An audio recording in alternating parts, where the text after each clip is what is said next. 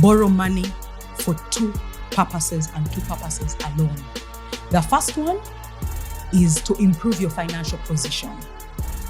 Improving financial position can look like I borrowed money to buy land because I know that land is going to appreciate. I borrowed money to buy property because I know that property is going to appreciate. I borrowed money as an investment in my education because I know that that education is going to earn me money later. That is for improving your financial position. The only other reason that you should borrow money is if it is going to generate you income. And if it is going to generate you income, you must have borrowed from a place of clarity, not from a place of vulnerability and desperation.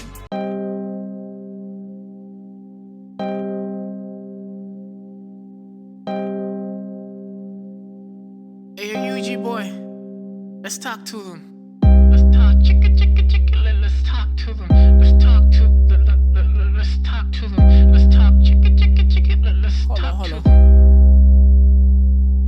Yeah, I'm from a beautiful place, the Pearl of Africa. Hailing with a 256, it's in my blood, that's a gem where the mountains rise. With stories untold, the tapestry of cultures unfolding, so vibrant and bold. A symphony of stars, a celestial light. The drums beating, echoing through the night, just like a beacon of light. A reflection that's coming up from the Nile. I'm flowing straight into the heart of Africa with timeless stories untold.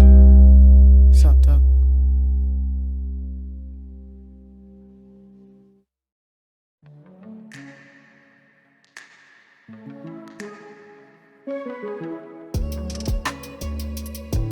Elevate your podcast game today. Are you looking for a perfect place to record your podcast in Kampala? Look no further.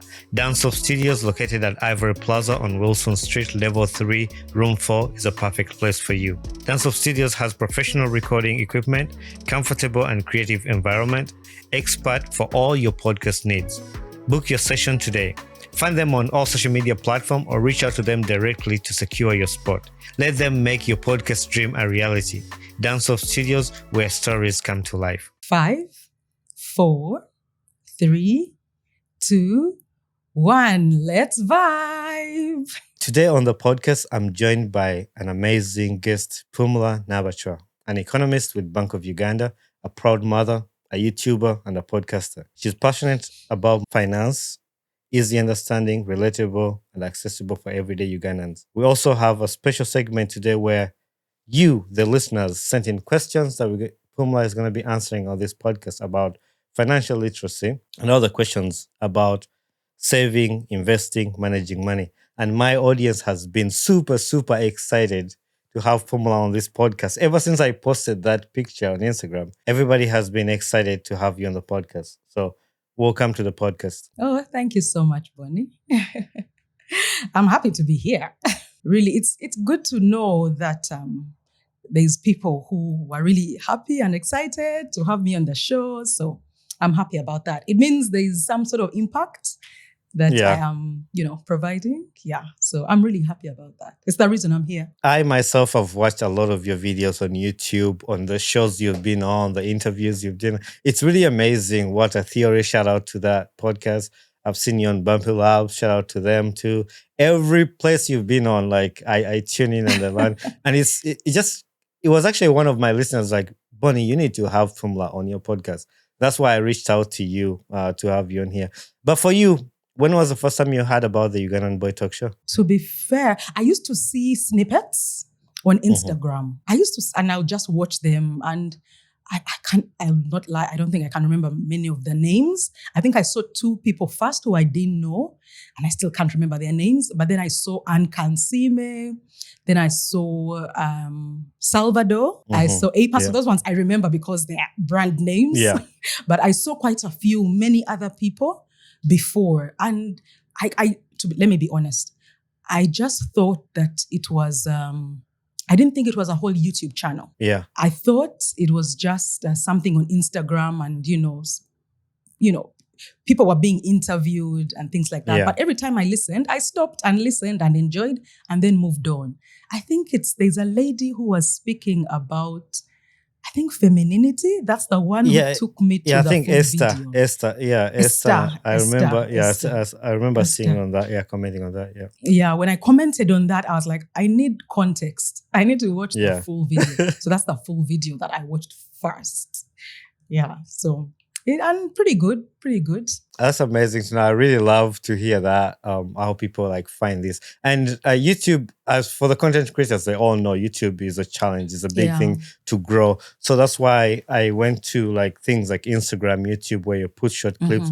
And if somebody picks it up, I want to know the full video of this, and then they can go find the full on Instagram. It has really helped me to grow the podcast and everything. So the other thing you asked about was how I do the cross content between two continents. It's something that you asked me when we were on WhatsApp. So what do you think about it so far now that you are in it? It's strange. And do you know what? I went back to watch videos to see if anybody else had asked and you had answered. And I was just telling Adams is the one who welcomed me in. And I was telling him, what the hell is this? And then he said, no, it's not weird. This is just normal stuff. And I'm like, do you know my age? Do you know the generation I was born into? Do you know the era I was born into? Then he said, you think for me I'm young? So I was like, no, you're tech savvy. I don't understand how I'm looking across at a screen. I feel like I'm in another Teams meeting. But I think it's so far so good. You feel like you're in the room. so far so good. So that's the same thing Anne Kansime said when she sat in the chair. It's like, what the hell, Bunny? She was actually mad. I would say that she was actually, I won't say mad, but she was kind of disappointed. It's like, I thought I'm going to see you here, like when you're sitting across to me. But then when we started the conversation, it's like, you know what, Bunny? I take back the words I said. It actually feels normal. It feels special. And I was like, yeah, thank you very much. Yeah. It's natural, but I always have that thing. And again, I think it's really it's a generation issue. I'm sure like my son would love this way of life. But for me, it's because I really like connection and I like for the warm-blooded human being to be by my side or to look at them. But anyway, this is the world now, isn't it? So we've got to adapt. I really love in-person conversations. I really do. And I feel like if I was, I don't know, I don't want to regret anything, but like, I don't know how my podcast would be if we're having like individual But this also makes it unique for people to ask, how does he do it? Like all those questions. But I know. I'm happy to So do people know, understand? You know, the only way I got to know, I found out twofold. The first one was only because you told me about the time difference. Yeah. That's when it clicked. But otherwise, when you watch the channel, you can't tell. Okay, I couldn't tell. I'm sure there are more tech-savvy people who can tell, but I for sure have never been able to tell until you talked about the time difference. And then that's when I asked you, so how do you do this shooting cross-continent? And then that's when you explained it to me. But I don't, and then that was one. The second one, which I've told your team back home, was that the mics. AirPods, The AirPods. So I was like, there's something there because I didn't fancy the look. So I was like, why do they speak with AirPods in their ears? And then I was like, I think they're not in the same place. They're not in the same place. So that's when it clicked. There's somebody who commented about that on one of my, it was like, why are you guys wearing AirPods? But to be honest with you, most podcasts, they even wear headphones. Like I have them. I have these ones here. Like a lot of podcasts, they do. So just because it's not like this, it could do the same thing. But in this case, actually, you're right, because that's what we use it for you to be able to hear me, and then I hear you. So that's the whole reason why we wear AirPods. For those of you who have been wondering the same, I know a lot of people have, they just don't comment or ask. But I think maybe you now owe they your get audience responsibility to explain what's going on here. And it's good for innovation because, let me not lie, and now I think they're going to see this and say, Pumla Sosola, you're the third person who has asked me from cross-continent, and I've said no. You're the only person I've accepted because of this. And I think maybe it's the way you approached it. I'm a very good judge of character, let me be honest. So there's something about the way you approached me and brought up the subject and the topic. And I was just like, okay. But the other two who have tried, I've just told them, I can't have a conversation with somebody who's not in the room.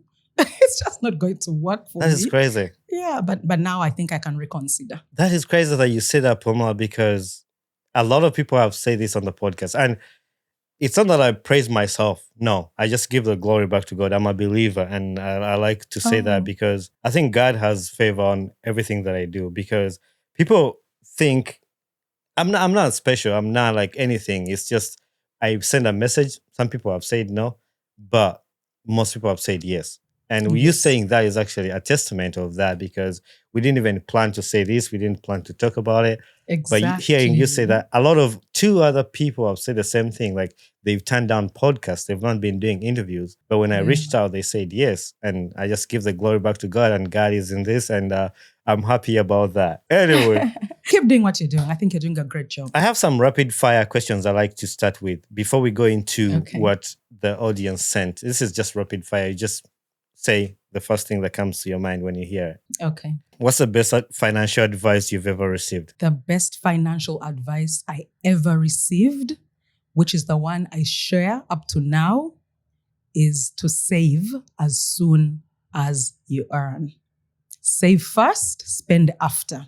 Don't save after you have spent. That's a good one.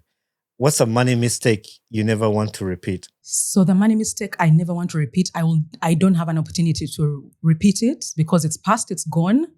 And that was not saving when I just started working. One financial myth you wish people would stop believing? Is that the only way to grow financially is through entrepreneurship, and salaried earners will always be poor. That's a good one. Oh, I can't wait to dig deep into, because this is going to be a good one. Your go-to way to relax after a long week? My home. Well, you're the second person who will say that home. because one of my other guests said they've made their home into like a relaxing place. Like after everything, they just go home and they just chill. My home. And that's because I set it up in a way that I live alone and it's just peaceful and relaxing and it's mine. So my home, each and every time, my home. Nothing beats that. If you weren't an economist, what would you be doing? And this includes also YouTube. And if you were not a podcaster, YouTube, and economist, what else would you be doing? So I'm a woman's advocate as well. I think I'm doing everything that I would be doing. Anyway, I don't think there's a single thing that I'm doing when I think back and say, what else would you be doing? I swear to you, I feel like I've dipped into everything, but let's wait. I think, and this, I think I'm interested in the tech space. Okay. I'm really, really interested in the tech space. And yet I really struggle with it. You know, like when you have an interest in something, but you're just not good at it, but you're just interested, but you're just not good at it. So I think if all of this was not happening, maybe I'd put more focus in the tech space and I'd have made it work. Listening to you speak and listening to you say things, you're a determined person. Like you make that work, or like even when you say it, like you see, like I have to make this work. I have to make it work. Pumla, that was our rapid fire just to get us started or get a test or the feel of what people are going to be having on the show. And I want to talk to the listeners right now to apologize. I know I mentioned we're going to have this podcast in August, blah, blah, at the beginning of the month. But as you know, schedule tight. We had to reschedule. Some things came up. But now, regardless of everything, we're here and we're going to give you the podcast. I believe in God's timing. So God's timing is perfect. So right now is the time you're going to have the podcast. Yes. And once again, I'm super excited to have Pumla on the show. Pumla, for those of the listeners that don't know you, could you tell us a little bit about yourself and how you went from being an economist to also becoming a YouTuber? Just a little bit of yourself and what you do. So briefly, because I like to talk to people about what they're interested in. I don't really like to talk about myself. So let me just quickly go over that. So I have served as an economist at Bank of Uganda for 17 years now. And I'm passionate about economics, about the way the world works. And it's a lot to do with money, not so much the making it, which most people are interested in, but how it is a tool to an end. And just how everything in the world just revolves around the economy and economics. It's beautiful to me. So I'm really passionate about economics. And that's why even when I'm doing so many other things, it's still my foundation, it's still my rock, it's still home for me. I always go back to economics. And so how I kind of evolved into I would say it was first social media space. And the first space I ventured into was Facebook. So I'm a writer as well. I write. And Facebook at the time gave an opportunity for people to write and write and write. It was not limiting. You know, when Twitter, now X, just came, it limited people by certain characters. And yet me, I talk a lot, I write a lot, I have so much in my head and it needs to come out. So I used to write a lot and very controversial thought pieces. So I got a following. People just used to wonder, who's this? What's she doing? And I was young at the time. So I just didn't care. I had a free-spirited nature. And it got people talking and thinking and forwarding conversations. And, I'll just say something, dump it there and then run away, and just, Right. Now it's up to you to figure out. Yeah. So I think, and then I started to write mostly about my son. I have a 16-year-old son and he's really, how would I say it? He's been a very instrumental part of my growth journey, especially in terms of advocacy and personal growth. So I used to write him letters from when he was 1 year old. Every year on his birthday, I wrote him a letter.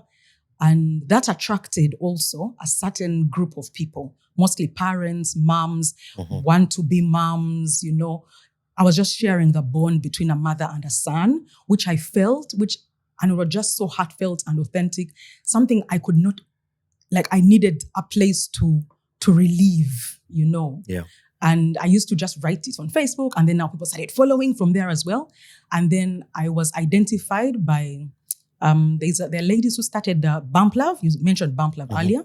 Yeah. And that was Rachel, Arinitwe Mwine, and Manuela Molondo. So because of my writing about my son, when they came up with the idea of Bump Love, for those who don't know, is a podcast on YouTube that talks about womanhood and motherhood and all those nice things. It gives, advocates for just better being. It's still on. I'm not there anymore, but there's a group of ladies that's still on there and I think they're doing a really good job.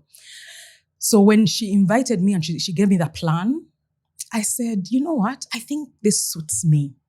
And, I had always known that I was meant to be seen. I don't know if you understand me. I could never be behind the camera. Right. I must be in front of it. As in, I've just always been that person. There's always people, for the world to work, there are people who are at the front of the camera, and but for the people at the front of the camera to be there must be people working behind the scenes. Me, I don't know about behind the scenes. So when she came, I was like, you know what? Yeah. I think this is now where my journey is going to start. So that Bump Love exposed me, and I just used to speak. And then people used to say, hey, Pumla. People used to say I had magazine, I was speaking sense. I was like, you mean every day the things that I say? Just normal conversations.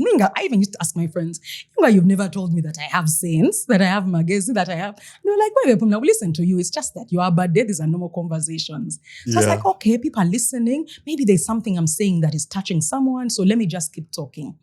And whenever an opportunity came, somebody calls me to speak, I move as long as I know that there's impact going to be made. Even if it's one person, even if it's 3 people, I don't care. I'm just like, if there's a life that can change, because even my life has changed through people speaking. So if my life changed through people speaking, then probably I also have a gift where I can speak and people listen and they change, something about their lives also changes. So that's just how I stayed in the space, really. I just started to love it. It came with its challenges. So that's how then also from then, my friend, he was a close acquaintance at the time, Joel, from What the Theory, wanted to start PPJ. So PPJ is Pumla, Prima, Joel, and now it's PPJA. So there's also Alan, who's anonymous. And we wanted to do something more fun. So Bump Love was really structured and it was set. PPJ, on the other hand, was more me, could I say?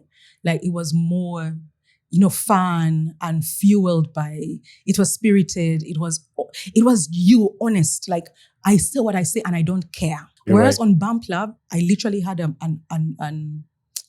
responsibility. I had to share in a way that, motherhood.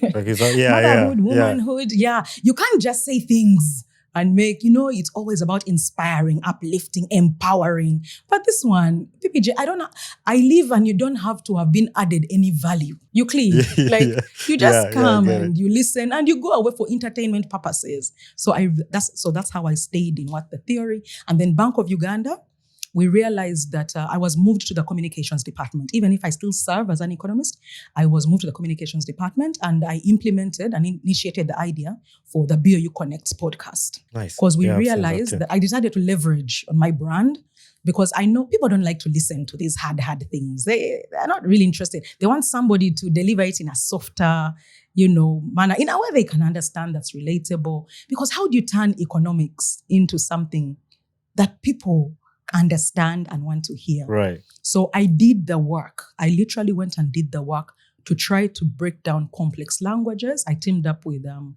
a team in the communications department to break down the language because I'm an economist. I also don't hear myself when I'm speaking jargon, to be fair, to be honest. I think everybody understands GDP and core inflation and it just rolls off my tongue. So I literally teamed up with a group of the communications department at the Bank of Uganda. Shout out to you guys. And we were able to break down these complex messages, And and then my life, it seemed natural to me to stay in both places. And I think this is just a message to tell people that you don't have to be boxed as one thing. When I come and say I'm an economist, yes, I'm an economist. But I'm an economist, I'm a podcaster, I'm a YouTuber, I'm a content creator, I'm an influencer, I'm a women's advocate. You can be many things at the same time. But maybe it's just to know where your grounding is. For me, mine, to be honest, has always been economics. That's my real grounding. And that's actually makes sense because a lot of people know me as a podcaster. They think this is what I do 24/7. But I'm an aircraft mechanic. That's my 9 to 5. Like I fix airplanes from Monday through Friday. Really? And then Saturday I do podcasts. But for the people who see me on Instagram, they'll be like, guy, I call him podcast, that's his job. But you have to be open to different things. Like, have you said this before on the podcast? Yeah, I think I've mentioned a few times. I've said that I'm. Yeah, that's the whole reason I moved here. I came to study it and study it. Now I work for a company in the US. It's called Signature Aviation. They deal in private jets. So we fix the private jets and all that stuff. Yeah. So that's what I do. But I want to go back to, you mentioned something about you writing letters to your son. Actually, somebody sent in this question after we had put all the questions together. And they say that back then those letters were open for the public to read, but now they're private. What made you choose to make them private? Were you 16 years old once? Let's start from 12. Were you 12 years old once? Do you remember what you did when you were 12 years old? Not very to 18 years old? The thing, would you want your life publicized as a teenager? Not at all. Not at all. Exactly. That's why. But your life between the ages of 0 to probably about 10, nobody really cared. It was just fun and games, But I literally started to see my son transition through the stages. And how I think you've driven a manual. Yeah, of course, you're into mechanics and whatever. For those of you who still understand the mechanics of a manual car, you know how you're changing the gears. And somebody asks you, how do you know when to change the gear? The gear. And you say, you feel it. You feel that the car needs a change of the gear. You've been in 1 for too long. Maybe you've increased speed. You need to move to 2. You've increased more. You need to 3. There's nobody going to come and tell you, shift those gears. That's what I felt with my son. When my son started to grow older, I started to feel that 90% of his life started to become more private and more private as he grew older. There were things, and yet the essence of the letters, maybe I should share, was that there's a time of your life that you don't remember much. Between the ages of 0 to 12, you don't really remember much. So I wanted to document our life together with my son so that we have a record of what really happened at that time from my point of view. That was one. Number 2, also, I lived a reckless life. Okay, not really reckless, but I lived a ninja life. I wasn't sure that I would make it to 40. So I decided, let me document this life for me so that my son, I have seen people whose parents died when they were really young, and I see them they have like 3 memories, but they cling on to those memories because they don't really have a clear picture of who their parents were or who they just remember the love they felt, but they can't really articulate some of the things that happened. So I was just doing my son a service that in case anything happened to me, it was like a will. In case anything happened to me, I want you to know who you were to me at 1 year old, at 2 years old, all the way until a point where now you can remember us on your own. So after 10, 11, 12 years old, now he can remember. He doesn't really need me to write letters to remind him. That's one. But the more important one was privacy. He's a teenager. If I documented the shit my son and I went through, he would be mad. He would be mad. When you put it like that, actually, it makes a lot of sense because I don't want nobody to know what I was doing between that age. Because, like, man, it was crazy. But as we go older, man, it should be for you to share, not for your parents to share. It's for you to share if you want to. Yeah. For real. So, I'm glad that we were able to get this part of it. And also to remind the listeners, this actually was an episode we decided to come up with where a lot of people had questions about financial literacy. But I always do things like this because I don't want to bring a guest who has never been here and we don't really know much about them. So I give them time to share about themselves, even my audience to connect to the guests that we have today. So it's amazing to hear this other part. Or maybe in the future, we'll bring Pumla back to just now tell us her life. But for now, we're going to do the questions that you guys... No.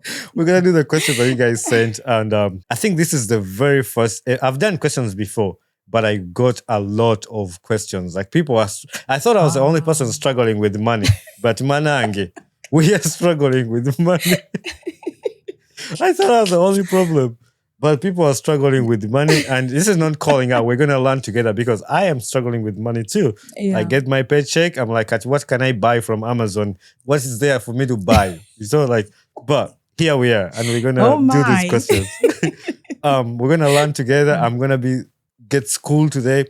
And also the other thing I need to remind the listeners that for those of you who send in questions, we had to summarize these questions. It's your question, but we summarize it for the purpose of the podcast to save time and to deliver the message directly for you to understand. We might not we read it as you wrote it with the stories behind, but we got the main part of the question. So hope you're fine with that, and we apologize if that affects anybody.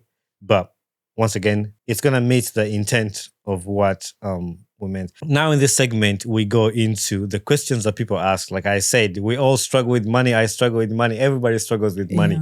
And we're going to read the questions. So I'm going to start with the first question that we have here. Can I intervene? Yes, please. Okay. I just need to say this. I feel like I always need to say it before. I am a certified financial literacy educator. I'm not an investment advisor. Okay?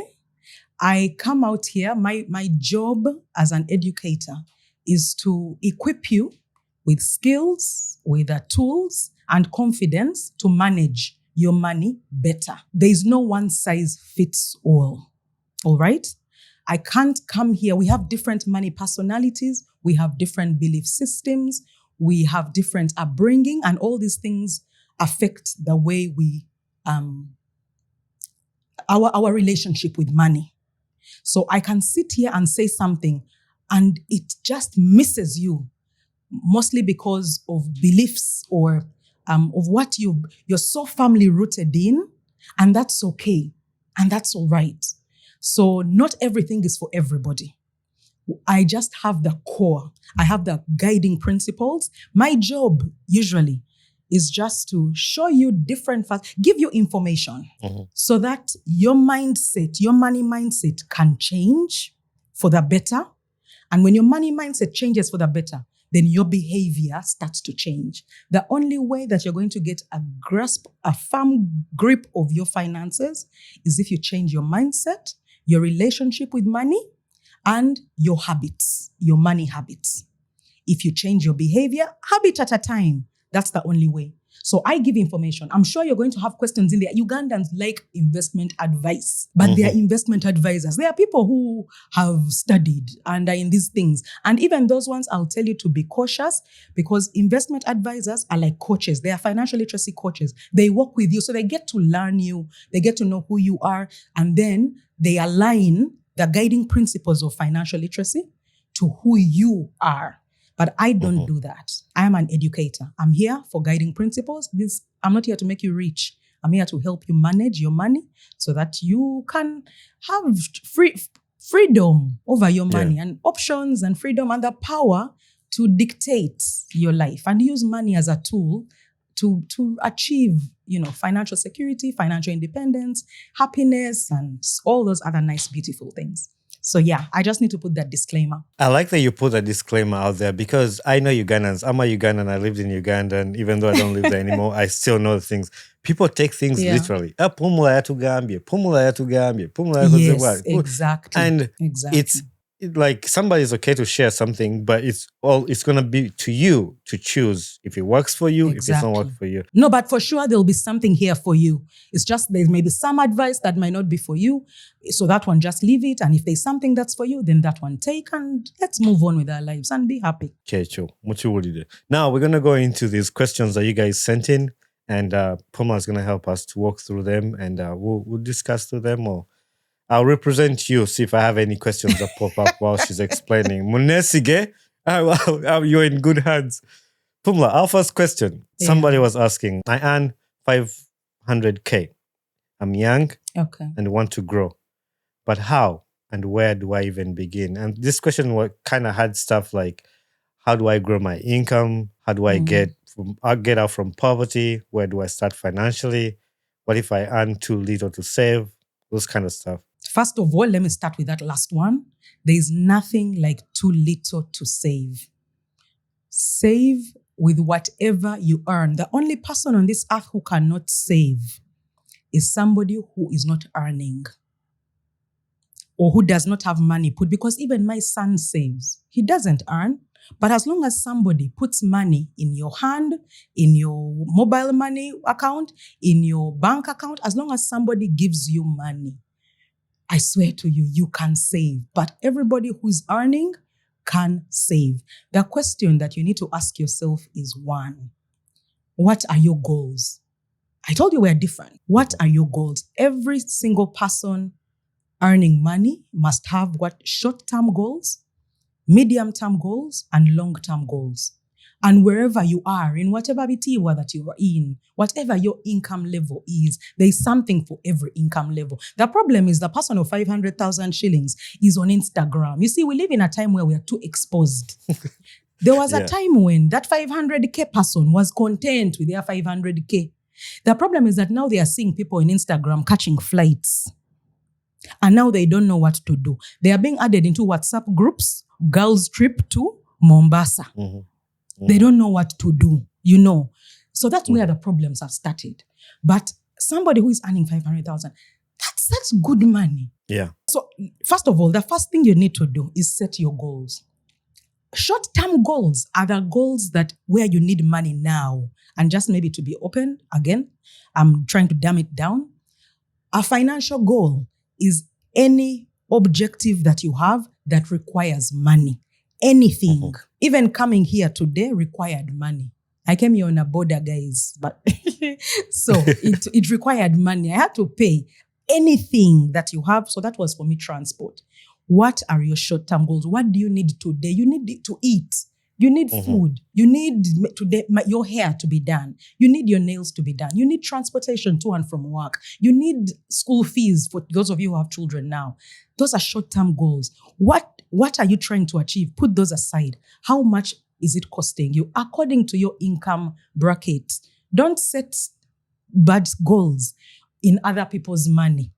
Look at what you have and say, these are my short-term goals, medium-term goals. What are your medium-term goals? What are you looking to achieve in the medium term? And the medium term can be 1 to 3 years, let's say. Right. So I'll share something with you. Like for me, every time Christmas ends, I start saving for the next Christmas. Me, I don't understand that problem that people have of January crunch. that January to Twala. Why? Why? The reason you have the January is because you're not planning. You don't have a goal that is called January. Every Ugandan must have a goal called surviving the cash crunch in January. And I tell you, the day you understand that this is where my money is going, this is where what I need to save, these are the challenges I see coming ahead, both the ones I can foresee and the ones that I cannot. I have something stashed away for that, for just in case. You will stop struggling financially. That's why for me, I'm very big on saving. I have another financial advisor who's called Audrey Tumwine. She's so strong on investment, in growing your money, And I like for us to be together because me, I'm strong on saving, her she's strong on growing your money. So, and those two must work together. So if you're not able, the first step is, how much am I saving? What are my goals? Can I afford those goals? If you cannot afford those goals, it means either you need to cut down on your spending or you need to grow your income. Also, you can do both at the same time. Personally, I learned, I used to cutting down has never been easy for anybody. That one, let's not pretend. Well, that's my hardest too. I have found, that's the hardest, to cut down on unnecessary expenditure. But if you put it in your mind that let me think long term, you don't have to cut down on things that you need, but you can cut down on things that you want, that you really don't need. That Amazon, every time you're going to purchase something, think to yourself, is this unnecessary expenditure? Do I need it? And if you don't need it, ask yourself, can I really afford it? How do you know if you can afford something? By putting up a budgeting system.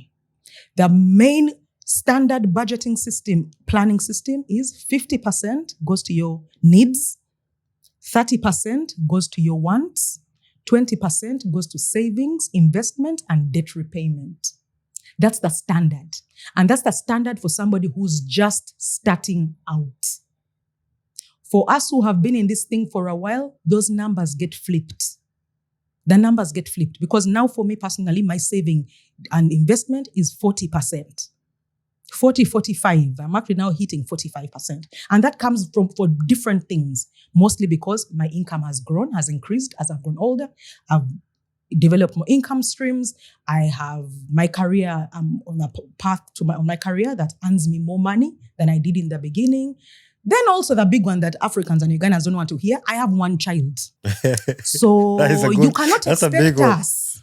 You cannot expect us to have the same budget when we have a different number of dependents. Yeah. You understand? We cannot look at income through the same lens as somebody who has no child, someone who has 3, and someone who has 10. We have to look at things differently. So for you, I like my life soft.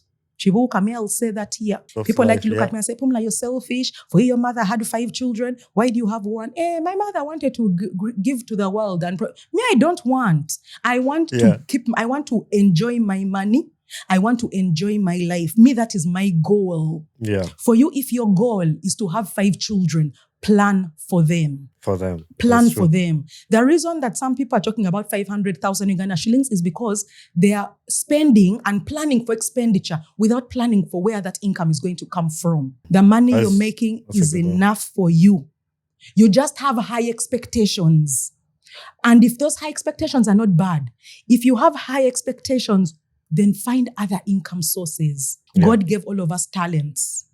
God, whatever belief system you think, God, Allah, I like to think that they're the same beings, gave us, all of us, talents. All of us. We have gifts. And we should learn how to monetize those gifts.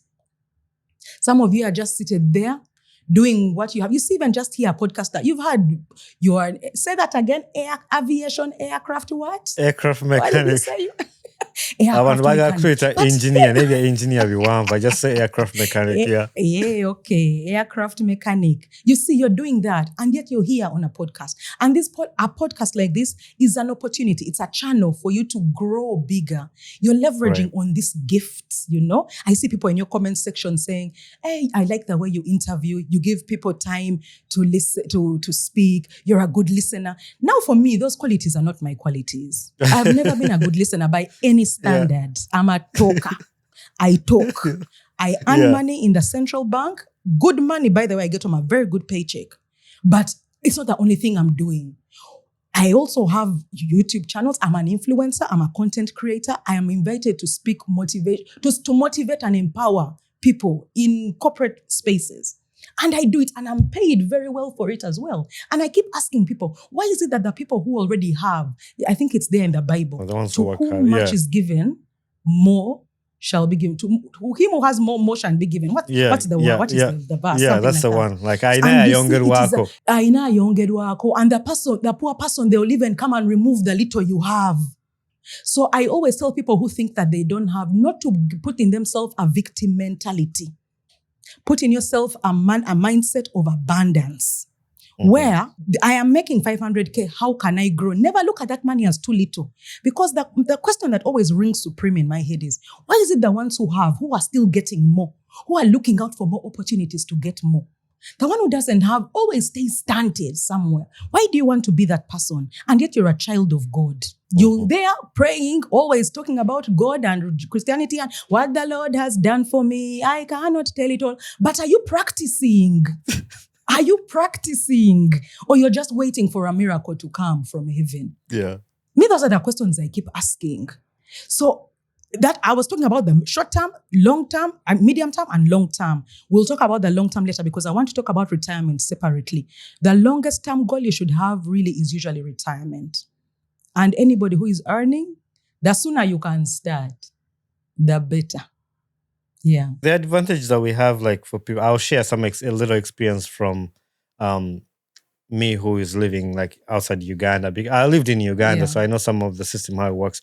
But like here, it's not like you're forced. It's something that you're asked to do. It's like like a 401. It's called a 401k. That's your retirement plan. So by the age of 60, you have enough money to live by. So we put that money into the 401k, and you don't even see it. So I think some people who do that, it's an advantage for them to do it. But I'm going to add these two questions together because you kind of touched on them while explaining number one. Okay. Question two was like, why is it so hard to save? Even when I try, I keep eating my savings or like spending it. And then number three was, I'm overwhelmed. I've made mistakes. I'm stuck. Where do I even begin to grow wealth or my income? So I've added those together for you to either touch on them because you've hit on them in the first question. So my favorite topic, saving. This is my best topic in financial literacy. And the first rule you need to understand about saving is you save as soon as money is put in your hand. The reason that we're finding it difficult to save is, number one, we have a myth that saving is for rich people. That's the first myth. Saving is for everybody who earns money. Save as soon as you earn. Most of us, what we do is the money comes, then we spend it. Then we say whatever is left at the end of the month or the period that you've earned is what I will save. And guess what? As long as Amazon continues to exist, as long as Glovo continues to exist, as long as delivery companies continue to exist, we will never have anything to save. Because we live in a consumerism culture, in a consumerism world. Another reason that we don't save is because nobody has told us we have to. It seems basic, that's a big but one. It's true. Yeah. It seems as basic, but it's true. Let me tell you, Mami Chiboka, I am an economist. I have trained, I have studied, I should be good, an expert at finances. But I wasn't until somebody told me what I needed to do. And that's how I got my certification. Because when I started to listen to people coming and telling me, Pumla, you have to plan, you have to budget, you have to save, you have to invest. It seems like something natural for an educated person to do. But if nobody tells you, we were not brought up in a culture of speaking about money. We were not. That is true. All they would tell you is God. Do you know that even now when I speak to my son, nobody ever told me that when I am given money for my pocket money, I must save.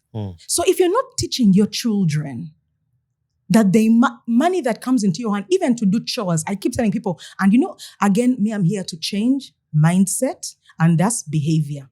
And the mindset I want to change in African parents and Ugandan parents is, guys, it is okay to give your children money when they do housework. It's okay, because how else are they going to learn financial literacy? It has to be indoctrinated in their heads at a very young age. The reason that we are struggling now is because nobody taught us. No one gave us money. If anything, they would give you return to go and buy ABCDE from the shop. You come back, you don't know where the 100 shillings balance has gone, they beat you. Yeah. Me now, when I give my son money to do anything, that when he comes back, the question I ask him is, how much of this have you saved? And where are you going to save it? Where is it going to grow? Let me tell you about saving. Saving now is not about putting money in a piggy bank. You put your money in safe options where it can be saved to, so that its value does not erode. What does that mean? I want to use the word inflation, but I also don't want to use the word inflation. Inflation is a big word. Inflation is an overall increase of prices in an economy. And for as long as an economy is growing, prices must rise. It is a consequence. We are entering an election cycle. We are entering discovery of oil. Prices are going to rise, guys. They have to, as long as an economy is growing. So if you have your money here today, money today is not money tomorrow.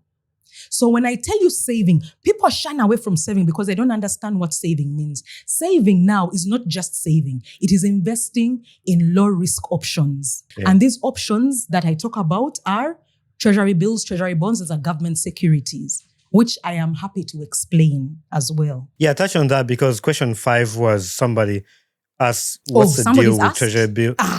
Very good. Question 5 is, what's the deal with treasury bills and the bonds? Are they safe? Who are they for? Let me dive into that. Then I'll come back and wrap up with the response to the questions, the first questions on how to save and do it consistently. Now, let me explain to you the saving options. There are these things that we talk about a lot called treasury bills, treasury bonds. We call them government securities. What are they? It's literally a risk-free paper. Let me start from the beginning. There is no country or economy in the world that can fund or finance its own budget. Every country, every government needs funding for its budget to do hospitals, to do roads, to do schools, for anything, infrastructure, to refine, for anything. They need money. But there are two avenues that people can get money. From taxes, but you all know that our taxes fall short of the budget. The money we collect at them, who don't like to pay your taxes, you're the ones we are talking to. You don't pay your taxes, then you say, where is the money going? Where is the money going? So if the country can't fund its budget, it has to borrow money. The country can borrow money in two ways. Either from its local citizens, in our case, Ugandans, or it borrows from abroad, externally. The problem with borrowing from abroad are twofold. The first one being that we borrow in foreign currency. And to borrow in foreign currency means you pay back in foreign currency. And the interest rate it's expensive. To borrow in dollars, pay back in dollars, it's expensive. That's number one. Number two, when you borrow from those countries or even get grants from those countries, if the interest rate is not going to be high, then the aid is going to be tied. Do we understand what I mean by tied aid? Kuberako strings attached. Yeah? That one. Omwana yananga simanyi Luganda. Sorry to distract you. I saw her. I'm proud of that. I'm so proud of it. Yeah, I'm actually happy about that. Those strings. Yeah. So kukweraka mateka. And sometimes that mateka makes you it makes you lower your value system. You know, when you're borrowing from a place of desperation, I'm sure we're going to talk about loans. I'm sure people asked about loans. Yep. The loans, that's going to be the next question. People will manipulate you and take advantage of your vulnerability state. And even you who is needy, you can forget your value systems because you're desperate. You remember when we had this saga of what was it called?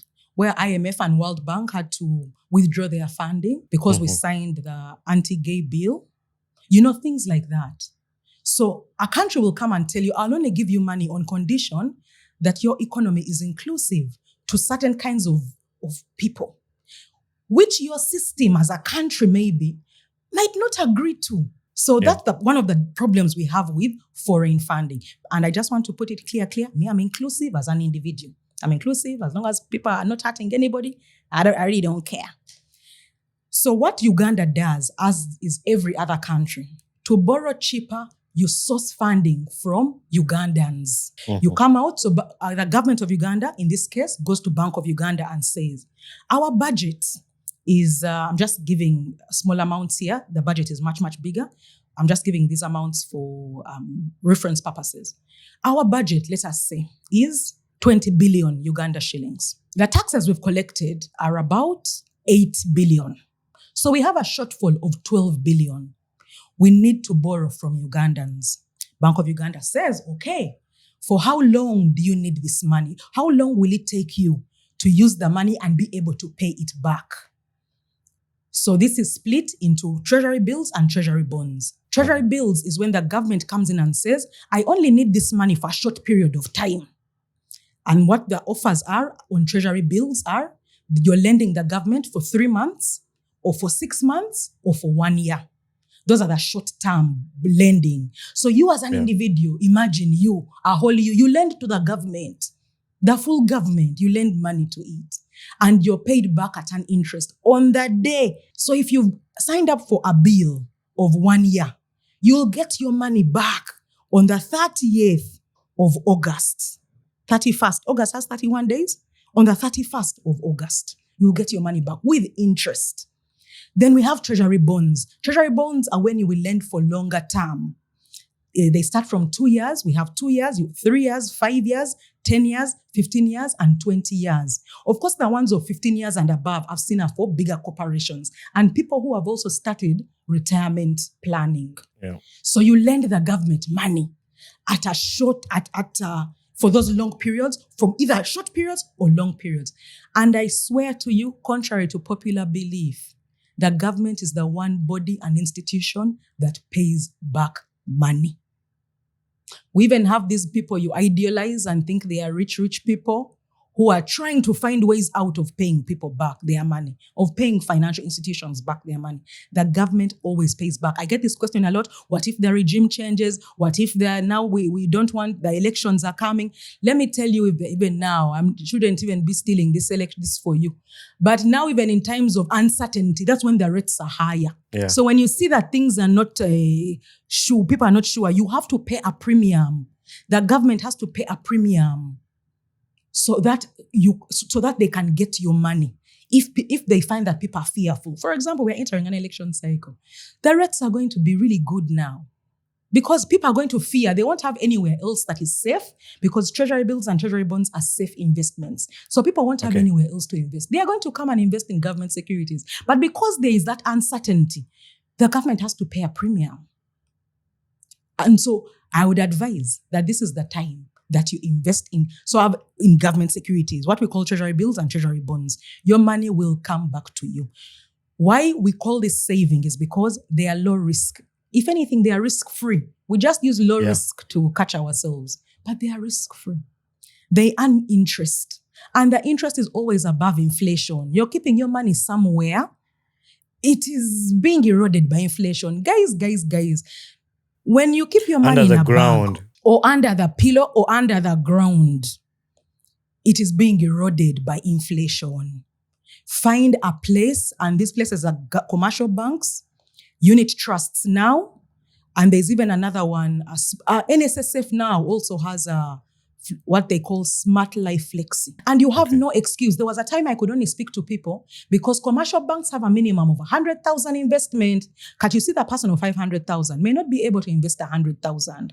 But now unit trusts go as low as 10,000 Uganda shillings. So anybody, honestly, who is earning over 100,000, because saving, you should be able to save at least 10% of your income. And that saving now can go to government securities because there are institutions that allow you to save as low as 10,000 and even better. NSSF's offer is as low as 5,000 Uganda shillings.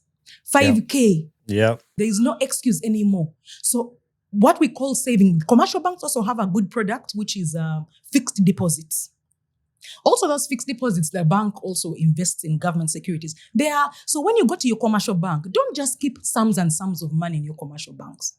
Ask the bank, what are you doing with my money? And can you give me products that will earn me interest that is over inflation? That is how you save. That is what we call saving. It is investment in risk-free or low-risk assets. That is what now saving is. And if you're trying to save and save consistently and be disciplined, the first trick is to automate your savings. This is best for salaried earners. Automate your savings. Put a standing order in a bank. Open up bank accounts, guys. We are still a very underbanked population. I don't know why. I think people fear what will happen to their money if they put it somewhere. But many of you also don't want to pay your taxes. You just want to talk. You don't want people to ask you where you got certain amounts of money from. We know all these tricks. Then you come out and blame. No. We don't trust the financial sector. What if the banks close? Yet you're the ones just hiding your money. You don't want it to be seen, to be scrutinized, and for you to be asked questions. But bank that money and then automate, so that you know that they are paid on the 25th, on the 28th of every month, or even on the same day, because if you wait till 25th or 28th, you may have already spent some money. So one day after and automate for money to go to a commercial bank, to a unit trust, or to go up for investment or for saving. Let it go wherever you've decided to save your money. That's number one. Number two, save as soon as you earn. And that's where my automation comes in. Yep. Make a budget and know how much can I save realistically. And it's got to be realistic. Some of you are failing because you set yourselves up for failure. You put up figures, you can't reach the figure, you then pour the whole thing. Mm-hmm. So set up something that you know is realistic and stick to it. This is a tip that I like to give for salaried earners. I think my listeners will be like, but I'm going to put up a scenario. Because I like to listen, I like to learn. And it's a good thing and it's a bad thing, because when I listen, I don't want to interrupt anything. But then I forget that I have listeners. I'm selfish at this point. I'm just listening to myself. But I have a scenario. Somebody earns 500K. Now, before he even gets that money, aina mabanja, like he has debt to pay. That these were deadline debts, like you had to pay them at this time. And he's hoping, as soon as I get my salary with Papa, I'm going to pay this debt. What would you advise that person, to pay the debt or else to get the money to save it? Because like he has that debt, he has the school, he has the to buy food for the house. It's gonna go, all of it. But here is the line you've said over and over on the podcast is save before like anything. How would that person save ngaine banja and then has other things to pay? And even that money might not even be enough to cover everything. Okay, so the OWA loan, I think we need to first start from the beginning. There are only two reasons why anybody should get loans. Let's start from the people who haven't yet entered the era. Then we'll go and correct the one who made the error. Okay. The first rule, and you know, I struggle with this when someone asks me, what's the best advice you've ever got? I think this is the best advice, but because I'm such a strong, I want to preach saving, I say saving. But this is, I think, the second best financial advice anybody will ever give you. You only borrow money for two purposes and two purposes alone. The first one is to improve your financial position. Improving financial position can look like, I borrowed money to buy land because I know that land is going to appreciate. I borrowed money to buy property because I know that property is going to appreciate. I borrowed money as an investment in my education because I know that that education is going to earn me money later. That is for improving your financial position. The only other reason that you should borrow money is if it is going to generate you income. And if it is going to generate you income, you must have borrowed from a place of clarity, not from a place of vulnerability and desperation. That for as long as you stick to that, borrow from a place of clarity. would you include money lenders as, is that a place of desperation, or money lenders It's a place not? of desperation. Okay. So they are regulated money lenders. They are loan sharks. Maybe you're asking about loan sharks. They are regulated money lenders. The reason, if you ever go to a loan shark, and I don't want to kill anybody's business here, guys, if you ever go to a loan shark, it means you're borrowing from a place of desperation. They are regulated money lenders. Those are different.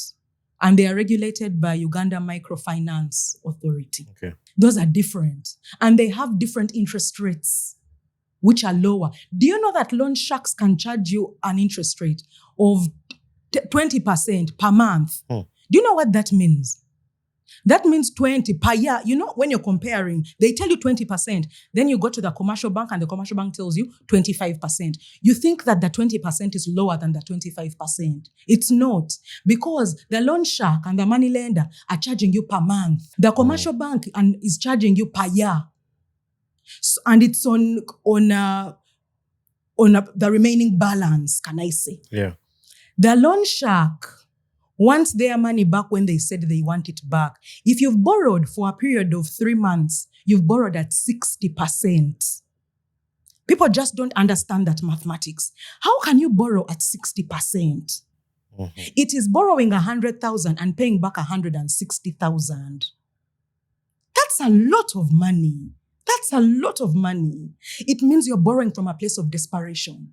Do you have a payment plan, a repayment plan? Go back and say, okay, what is the market price? Fine. In Uganda, market price is like 25%. The reason you're going to those loan sharks, there's a reason the commercial bank rejected you. Commercial banks ask for papers, upon papers, upon papers. They are trying to make sure that you're making the right decision, even if some of them are not doing the right thing these days. Some of these commercial banks, I know I'm their regulator, but I know some of these financial institutions, they know you attach your security and they're like, oh no. First of all, because you're desperate, you put security, which is even valued more than the loan you've taken. Yeah, yeah. And they know, they can see that your plan is not going to work and you're desperate.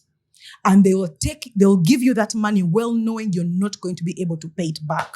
And what's going to happen? 1 year, 2 years down the lane, they're going to come for your property because they knew banks and financial institutions are in the business of making money. They're in the business of making money. They don't care about you.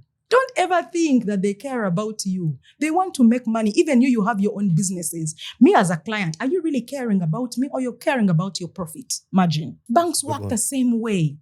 Banks work the same way. So when I tell you to borrow from a place of clarity, I know what I'm talking about.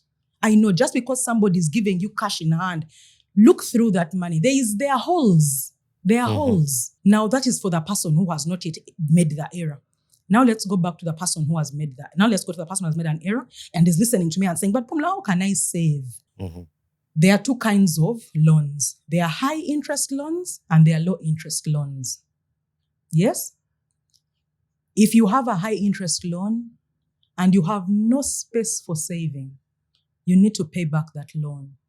Because whatever you're saving is going to go back into repaying that loan later. It means that you're extending the duration of the time. Right. But I want to now borrow from my financial advisor sister who says, if you find yourself struggling with any kind of expense or debt repayment, you need to find ways to generate income through other sources.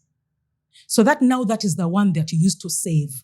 And then this standard one or main one is the one that is paying back the debt.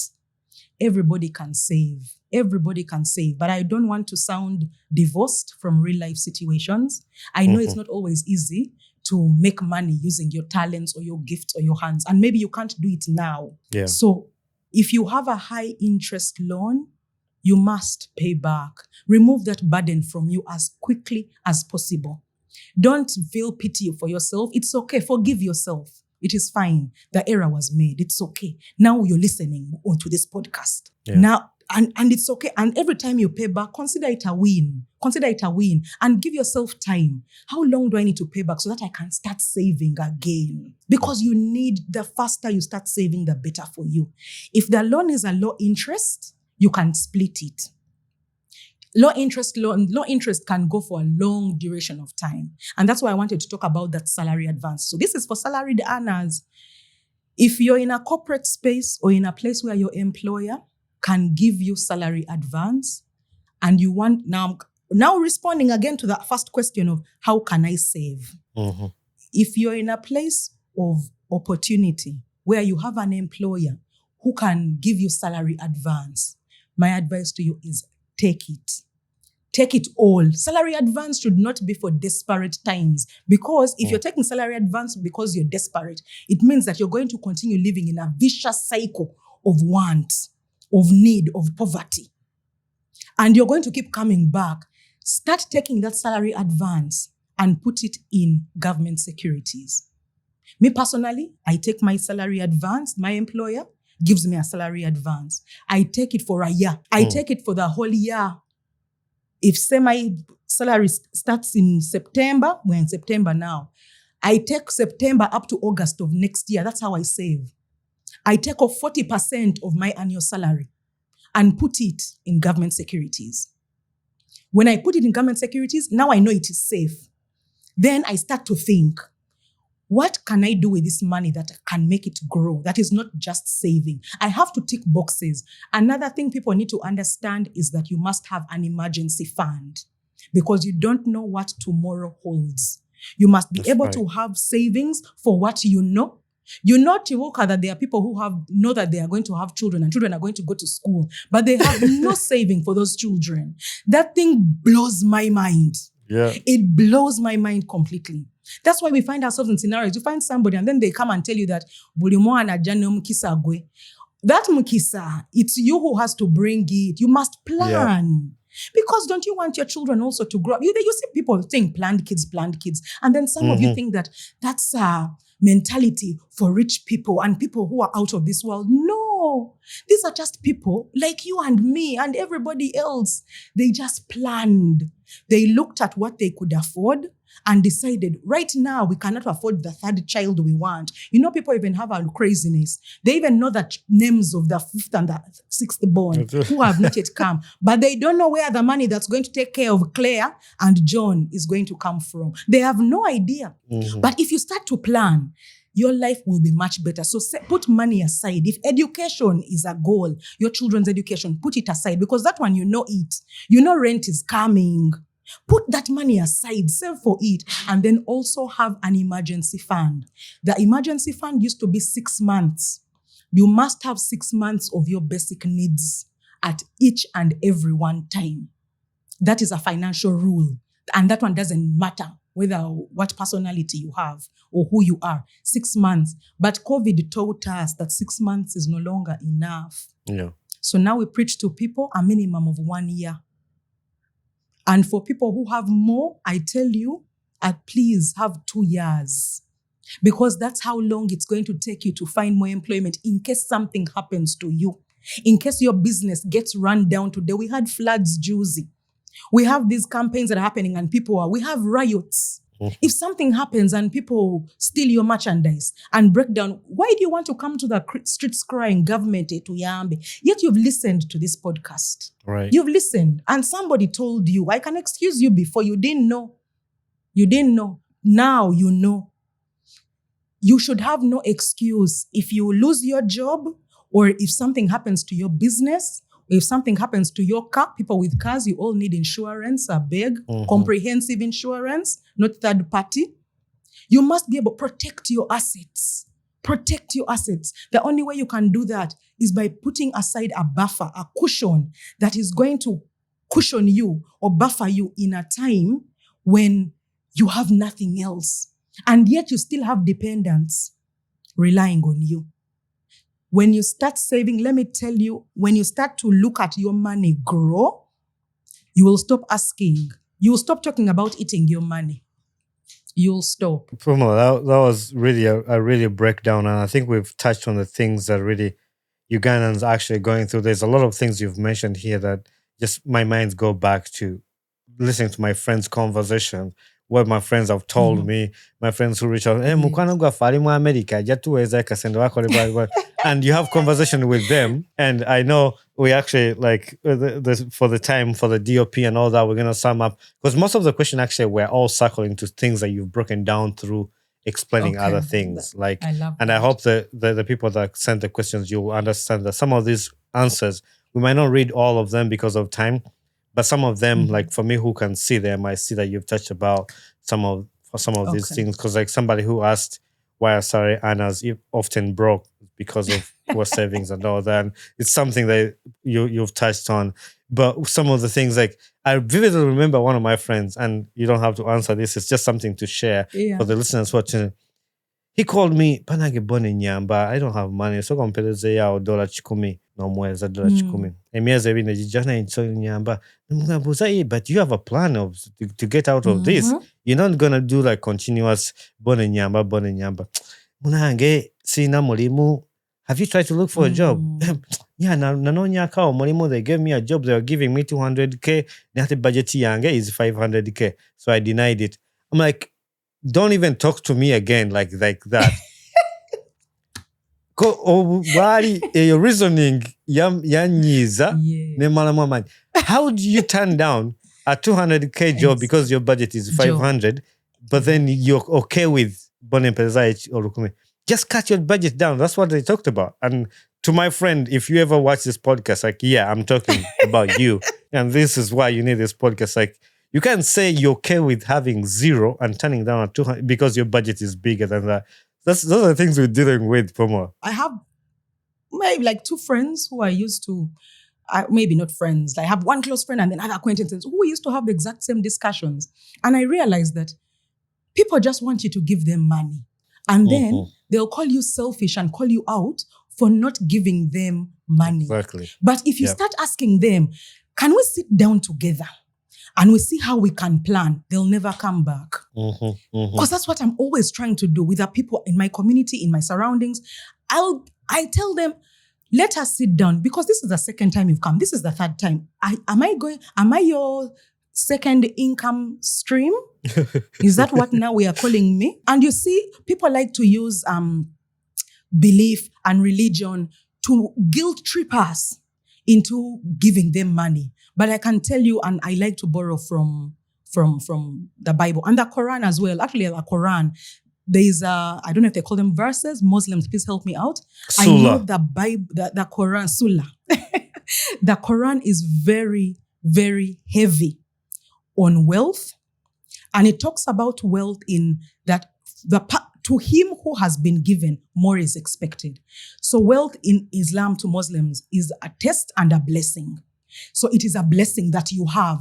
But when you have, wealth should not be hoarded. Yeah. Wealth should be redistributed in the society to benefit others who don't have access to it. That is on the one part. Another heavy part, you said Sula or verse says? Sula. And Sula says, is that only give what you are capable of giving and nothing more. Don't drown just because you're giving entirely. The Bible also, on the other hand, says that the Lord likes a cheerful giver. It does.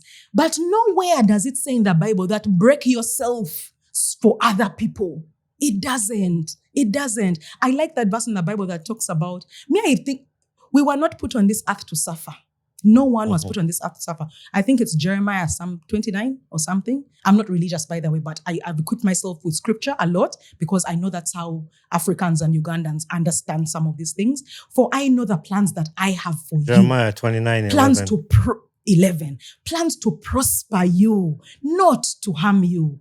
Plans for, I think, a future. Plans to build you. It is so clear that we were put on this earth to live well. You cannot say that I was put on this earth to live well and then you're also there and you're breaking me. Then you come and use religion, you weaponize religion to say, but no, God loves a cheerful giver. You give. Yes, I'm cheerful, but this is one of when koma. And that's another thing, let me tell you, that is keeping not only salaried earners broke, but Ugandans in general broke. Because we hinge so much on religion and we weaponize religion to make other people feel bad about the money that they have. We make it seem like, but guess what? You're the one giving those people that money. You go to Amazon every day and then you complain to the owner that, why do you're the part of the 1% richest people in the world, but you're the one buying the products. What do you want him to do? You're using the technology. You're accessing it. You can't complain about Bill Gates when all of you have iPhones of over 5 million Uganda shillings. Apple is running you, and then you come to me. And then you say that, no, you must give. I like to talk about black tax. The obligation that people think in Africa that because you have money, you must spread it to your family. The reason that people in those families are staying poor is because you're giving them money. You close that tap, you will see. They will not die. And this is something I want to explain because I think maybe sometimes I've not got an opportunity to explain it clearly. Okay. There are people who come out and say that, me, my mother, how can I not give her money? How can I have to build for her house? How she did all this for me? First of all, your mother had you for her, not for you. Money is supposed to go downwards, not upwards. And this is okay for a generation that did not have financial literacy training. Now I'm telling you, Chibuka and friends, when you're giving your parents money, sending money to whoever you're giving them to look after them, can you set also aside money that is going to look after you at a time when you're not going to be making the same money anymore? Every time you hand over money to family members and relatives, can you also have another part on this arm? The left hand gives your mother and father and your siblings and pays for their school fees. Can the right hand also keep money aside for a time when you're going to be their age? Do you know why we are not creating wealth and getting richer and moving past middle class and staying in a perpetual cycle of poverty? Is because we give everything through the left hand. Then when we grow older, we expect our children to do the same for us. Some people are having children because with an expectation that those children will look after them in old age. That's not right. That's not right. As an individual right now who has been exposed, let's excuse the generation before us. Let's excuse them because they didn't know any better. And let me tell you, those generations had property, they had land. But now and they would give inheritance. There is a verse in the Bible, I like it so much. People like to talk about the Proverbs 31 woman, but they never want to talk about the Proverbs 13 man. Do you know the Proverbs 13 man? Says a good man is a man who leaves inheritance for his children's children. The Bible also agrees that people should have money, wealth that goes to for 3 generations. But nobody wants to talk about those parts in the Bible. They want to talk about the virtuous woman and the Proverbs 31 woman and how she's graceful and full of wisdom. They don't want to hold a man accountable. A good man is a man who leaves inheritance for his children's children. So great. Give of your family members. We love cheerful givers. But what are you leaving for your children? Don't put your children in a perpetual cycle of poverty. It is us now who need to break these curses. We need to. That generation of my father worked for himself. He didn't leave me anything. I'm self-made. I'm not going to give anything to my children. We need to let go of that mindset. We need to let go of it.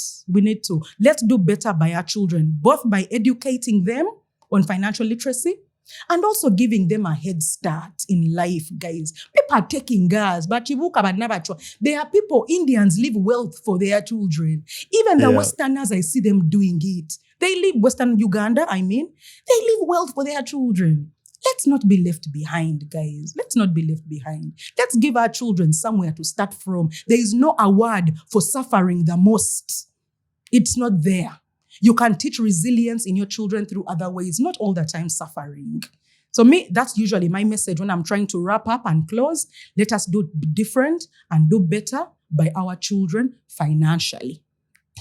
There's no better way to end this podcast on that. I feel like you guys are going to learn. I've learned a lot personally. Because I'm trying to take it in. Because I tell people I do this podcast for myself and for the listeners too. But once I listen to, because there's a reason why I bring this person here, because it's something I want to learn. But I also want my listeners to learn. So Pumla, I really want to appreciate you for giving us this time. I have final 3 that I usually end the podcast with. Is one answer questions. What's a life lesson you've learned in life to this point? Gratitude. To be grateful for anything and everything. What gets you excited about life? The abundance. The final question, this is a signature question on the podcast. Who would you like to see on this podcast next as a guest? And you will help me to connect me to that person to be here as my guest. Who would I really love to hear from? Who I love to hear? Rachel Muine. Call that Rachel girl Muine? here. Let's go. You know Rachel Muine? Rachel Muine, she was my co-host on Bamplav. Yeah, you talked about podcast. I've seen her on Bamplav. I know her from Bamplav. That's where I know her from. I don't know her personally. She's a Proverbs 31 woman, the one I was talking about. But if I was to say a guy, I would really love Mulondo. You know? Mulondo. I've seen the videos too. Mr. Mulondo. Yeah, Mr. Mulondo specifically. Yeah. I would love to see Manuela Mulondo, but I feel like Manuela Mulondo has got a lot of like airplay. She has a platform where people listen to her a lot. Same as Muine, but I wish we could get Mwami Mulondo. Mr. Mulondo, if you can get him on this podcast. Mr. Mulondo, you got next. You would have done this after service. Hey there, my name is Bonnie Chibuka, the podcast host of the Ugandan Boy Talk Show. Thanks for watching and listening to my podcast. If you enjoyed this episode, don't forget to hit the like button and don't forget to subscribe. Also, leave a feedback on this podcast because that's how we grow. Thank you very much and be blessed. Hi guys, my name is Pumla Nabachwa. I'm a certified financial literacy educator and I'm so excited to say that I have been a guest on the Ugandan Boy Talk Show 256. Yay! And we've been sharing about financial literacy, but not just that, by the way, because I understand that financial literacy is more than just money and finances. It also has a lot to do with our mental health, with our emotions, with who we are, our money personalities. So we are digging deep into how our upbringing has influenced our relationship with money, our upbringing, our personalities, our belief systems, our values, and so much more. I hope you tune in because anytime now, the episode is dropping. But yeah, let's stay connected. I'm happy that we're able to do this. I can't wait for the people to tune in. Okay. Yay. Bye. Yay. Bye. Thanks, Mrs. so much. Nabachwa.